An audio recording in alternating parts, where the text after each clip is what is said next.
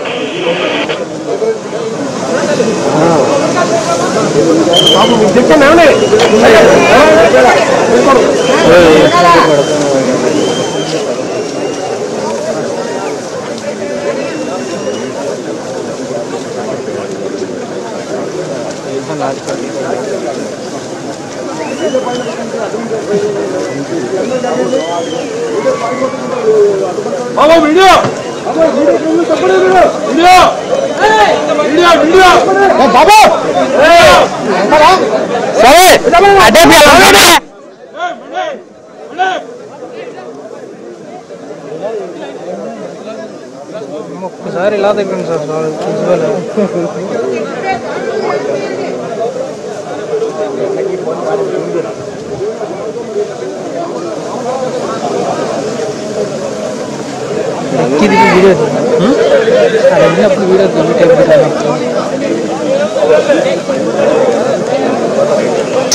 Sir ఎలా తిరుగుతాయి.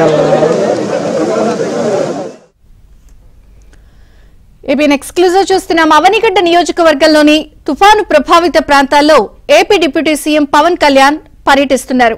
ప్రధానంగా ఆయన దెబ్బతిన్న పంట పొలాలను, అక్కడ పంటలను పరిశీలిస్తున్నారు.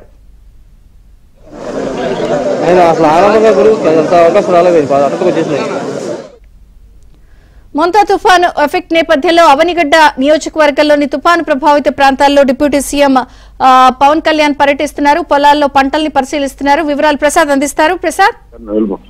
విజయచంద్రిక డిప్యూటీ సీఎం పవన్ కళ్యాణ్ వరద ప్రాంతాల్లో పర్యటిస్తారు. ముఖ్యంగా తుఫాను మొంతా తుఫాను వల్ల కృష్ణా జిల్లా వ్యాప్తంగా అనేక వేలాది ఎకరాలు పంట నీట మునిగింది. దీంతో వరి రైతులతో పాటు ఇతర పంటల రైతులు తీవ్ర ఆదాయం వ్యక్తం చేస్తా ఉన్నారు. ఈ పరిణామాల నేపథ్యంలో నిన్న ముఖ్యమంత్రి చంద్రబాబు నాయుడు మొత్తం ఏరియల్ సర్వేతో పాటు కొంచెం క్షేత్రస్థాయిలో పరిశీలించారు. ఈ రోజు డిప్యూటీ సీఎం పవన్ కళ్యాణ్ ఆ కృష్ణా జిల్లా అవనిగడ్డ నియోజకవర్గం కోడూరులో ప్రస్తుతం పర్యటిస్తున్నారు. ప్రస్తుతం ఆ ప్రత్యక్షంగా ఆయన వరి పొలాల్లో నేరుగా ఆయన చేయడంతో పాటు అక్కడ ఉన్న రైతులతో కూడా ఆయన మాట్లాడటం జరుగుతోంది.